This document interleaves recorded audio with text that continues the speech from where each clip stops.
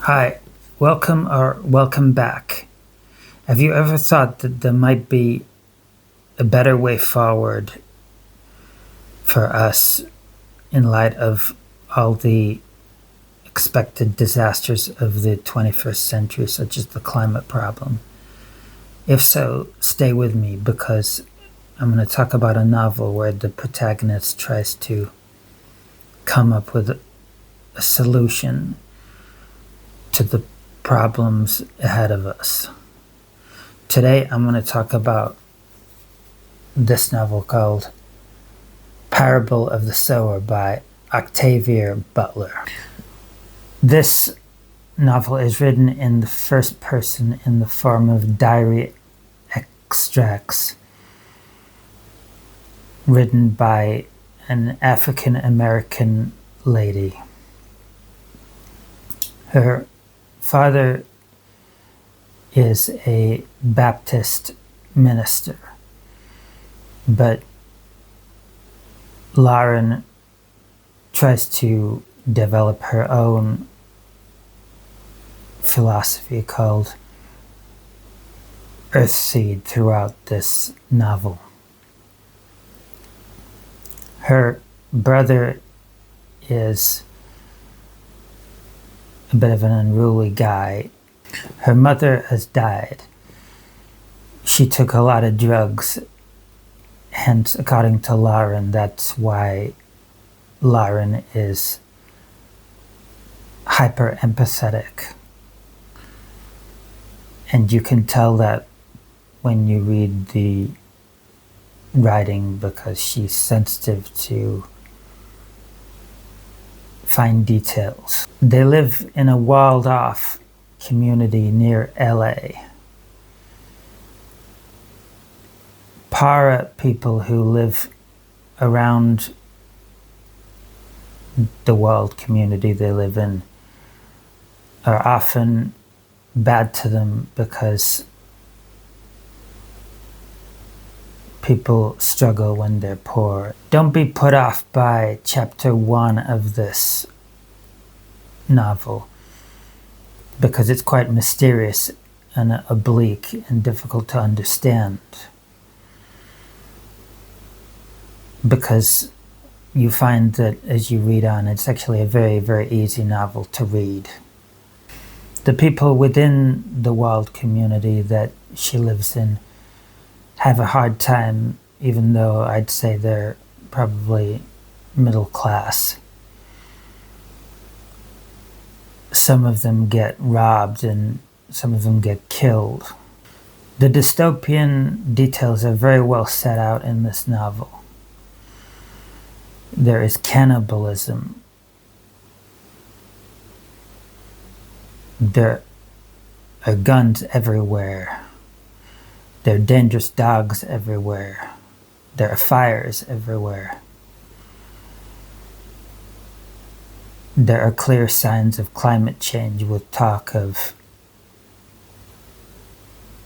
illnesses which of course get magnified by climate change, and also tornadoes.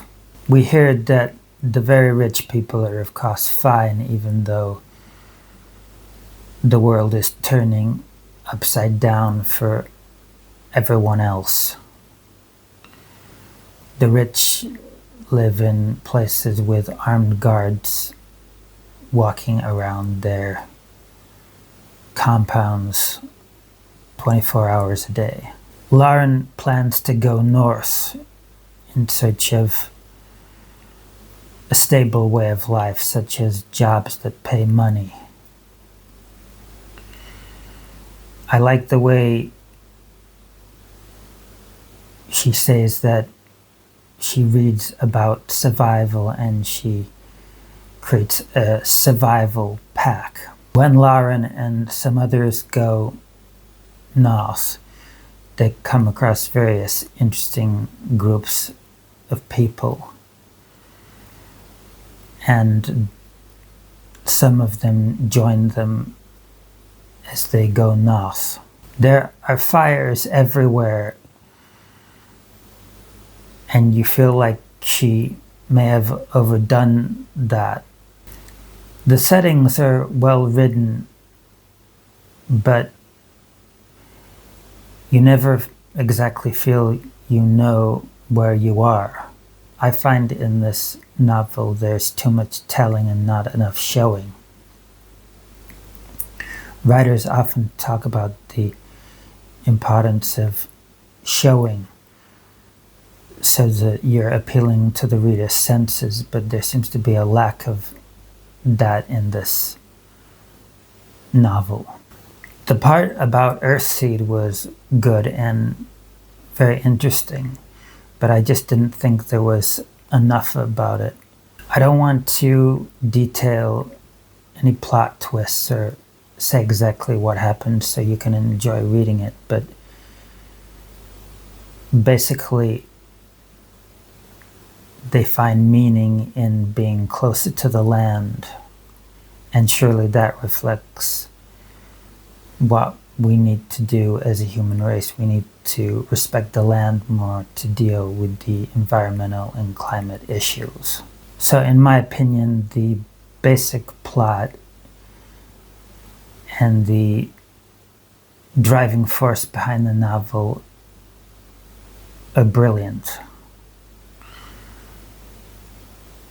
I don't feel I can say just how good this novel is without reading Parable of the Talents, which is the second book in this Earthseed series.